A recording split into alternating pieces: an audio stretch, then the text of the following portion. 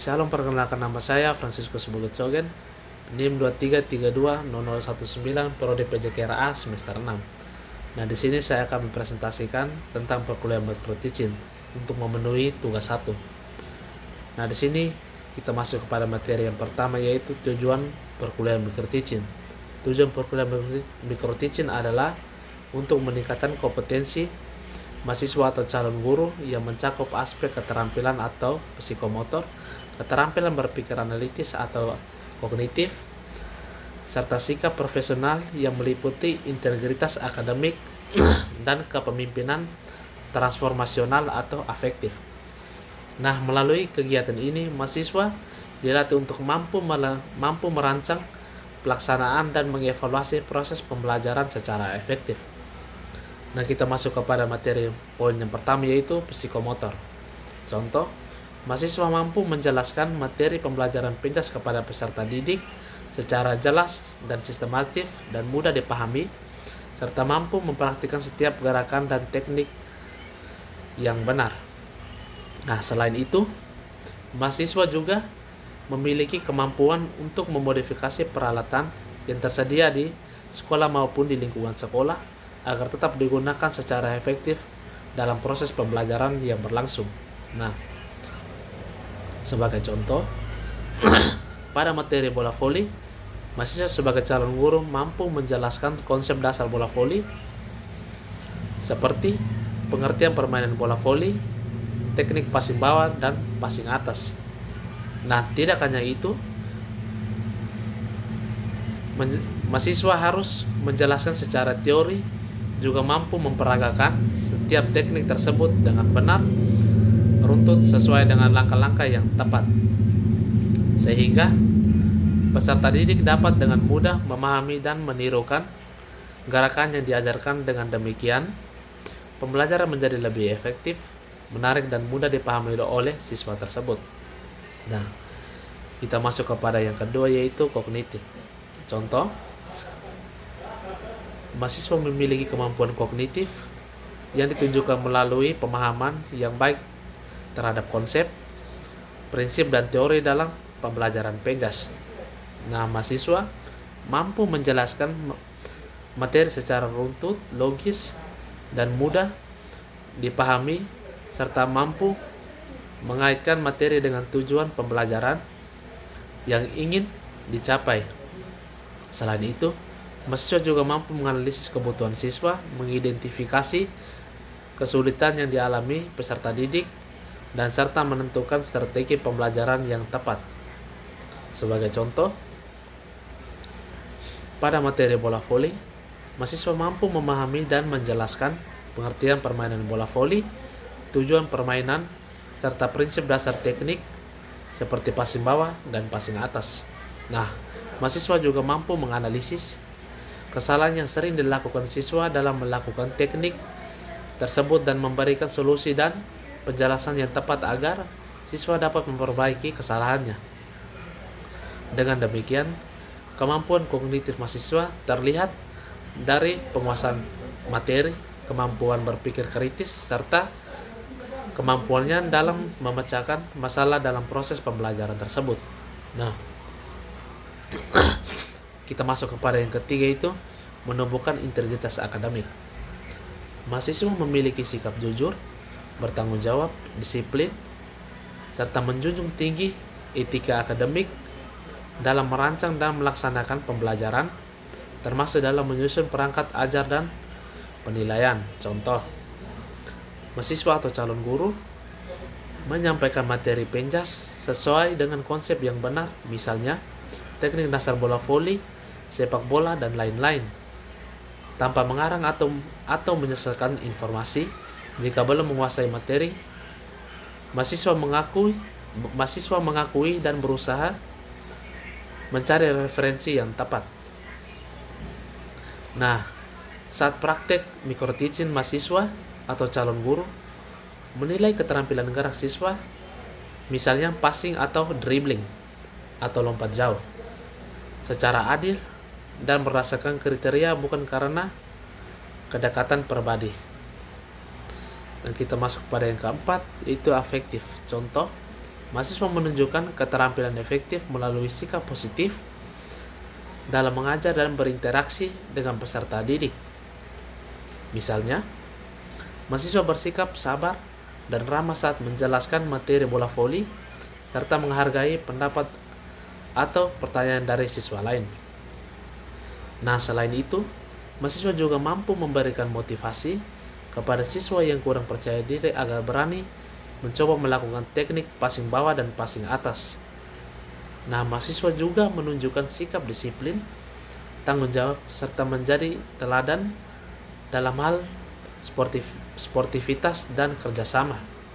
Nah, dalam situasi tertentu, mahasiswa juga mampu menciptakan suasana pembelajaran yang menyenangkan dan kondusif sehingga siswa merasa nyaman dan antusias mengikuti pembelajaran tersebut. Nah, kita masuk kepada materi yang kedua, yaitu pengertian. Yang pertama, keterampilan mengajar dalam ranah psikomotor. Nah, keterampilan mengajar dalam ranah psikomotor adalah kemampuan guru atau calon guru dalam melakukan tindakan atau praktik mengajar secara langsung. Nah, ini mencakup keterampilan fisik dan koordinasi dalam menyampaikan materi seperti menggunakan media pembelajaran atau materi bola kaki adanya seperti gawang, bola, peluit, lapangan, stopwatch, dan bendera sudut. Yang kedua, mempraktikkan gerakan, misalnya menendang dengan menggunakan kaki bagian dalam dan mengontrol dengan menggunakan kaki bagian luar dan bagian dalam. Dan terakhir, mengelola kelas secara efektif. Jadi, fokusnya adalah kemampuan melakukan atau mempraktikkan kegiatan mengajar secara nyata. Yang kedua yaitu kognitif.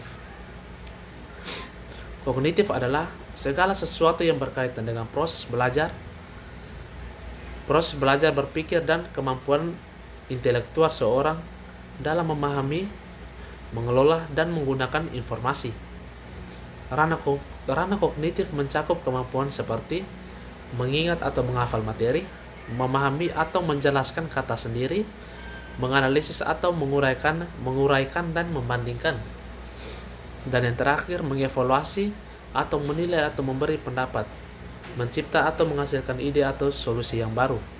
Nah, jadi kognitif adalah kemampuan mental yang digunakan untuk belajar berpikir dan memecahkan masalah. Integritas akademik. Nah, kita masuk ke ketiga, yaitu integritas akademik. Integritas akademik adalah sikap dan nilai yang mencerminkan kejujuran, tanggung jawab, dan etika dalam kegiatan akademik. Contoh, tidak mencontek atau plagiarisme. Yang kedua, jujur dalam penilaian. Yang terakhir, bertanggung jawab terhadap tugas atau menghargai karya orang lain. Intinya, bersikap jujur dan beretika dalam dunia pendidikan. Nah, yang keempat yaitu afektif. Afektif adalah ranah yang berkaitan dengan sikap, nilai, perasaan, dan perilaku seseorang dalam merespon suatu situasi atau pembelajaran. Nah, artinya tidak hanya fokus pada kemampuan gerak, tetapi juga bagaimana siswa bersikap selama pembelajaran, berinteraksi dengan teman, menghargai aturan dan nilai olahraga, dan lain-lain. Keterampilan mengajar atau psikomotor indikator mampu membuka dan menutup pembelajaran dengan baik, mampu menjelaskan materi secara jelas dan sistematis, mampu menggunakan media atau alat pembelajaran dengan tepat, mampu mengelola kelas, dalam kurung mengatur siswa, waktu, dan aktivitas. Keterampilan berpikir analitis atau kognitif mampu memahami konsep materi yang diajarkan, mampu menjelaskan materi secara logis dan runtut, mampu menganalisis kesalahan siswa dan praktik, mampu memberikan solusi atau alternatif pemecahan masalah. Nah, integritas akademik, kejujuran dalam menyusun perangkat pembelajaran atau tidak plagiarisme, tanggung jawab dalam melaksanakan tugas mengajar, disiplin, waktu, hadir tepat waktu dan sesuai jadwal. Konsisten antara rencana dan pelaksanaan pembelajaran, mengakui kesalahan dan melalui perbaikan. Dan kita masuk pada poin yang keempat, yaitu afektif. Indikator mampu memotivasi siswa untuk aktif dalam pembelajaran, mampu menjadi teladan, disiplin, dan sikap positif. Kita masuk kepada materi yang terakhir, yaitu pengalaman atau simulasi. Nah, pada awal pembelajaran, saya memulai dengan menyajikan suatu permasalahan kepada siswa, yaitu rendahnya kemampuan kerjasama tim dan teknik passing bawah dalam permainan bola voli. Nah, dari sini saya mengarahkan siswa untuk berpikir secara kritis dalam menganalisis penyebab masalah tersebut, serta mencari solusi yang tepat. Nah, proses ini melatih keterampilan berpikir analitis atau kognitif baik bagi siswa maupun yang sebagai calon guru dalam merancang pembelajaran yang bermakna. Nah, selanjutnya saya sebagai siswa ke dalam beberapa kelompok untuk melakukan diskusi dan praktik secara langsung di lapangan. Dalam tahap ini, saya berperan aktif dalam membimbing, memberikan contoh, gerakan yang benar, serta mengelola kelas agar tetap kondusif. Nah, kegiatan ini memberikan pengalaman langsung dalam mengembangkan keterampilan atau psikomotor, khususnya dalam hal demonstrasi teknik, penggunaan bahasa jelas, dan pengelolaan integratif dan pengelolaan interaksi pembelajaran. Nah, selama proses diskusi dan praktik berlangsung, saya juga berupaya menanamkan nilai integritas akademik dengan mendorong siswa untuk jujur dalam menyampaikan pendapat, menghargai ide teman, serta tidak mencontek hal kelompok lain. Nah, selain itu, saya menunjukkan sikap terbuka terhadap masukan dan kritik dari siswa maupun observer, sehingga mencerminkan perilaku yang menjunjung tinggi kejujuran dan tanggung jawab. Nah, dalam memimpin jalannya pembelajaran, saya berusaha menerapkan kepemimpinan transformasional dengan memberikan motivasi, membangun semangat belajar siswa, serta menciptakan suasana pembelajaran yang positif dan kolaboratif. Nah, saya juga memberikan apresiasi kepada siswa yang aktif dan berani mencoba, sehingga mereka merasa dihargai dan termotivasi untuk terus berkembang. Nah, pada akhir pembelajaran, saya bersama siswa melakukan refleksi terhadap kegiatan yang telah dilakukan. Dari refleksi tersebut, saya menyadari bahwa integritas keempat aspek kompetensi tersebut sangat penting dalam menciptakan pembelajaran yang efektif dan bermakna.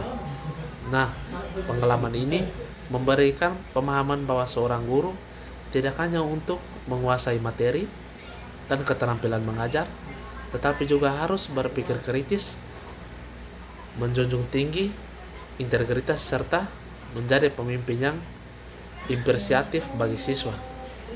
Nah, itulah hasil presentasi untuk perkuliahan microteaching. Saya atas nama Franciscus Bogetsogan mengucapkan terima kasih banyak. Salam PJKR, Jaya Jaya Jaya.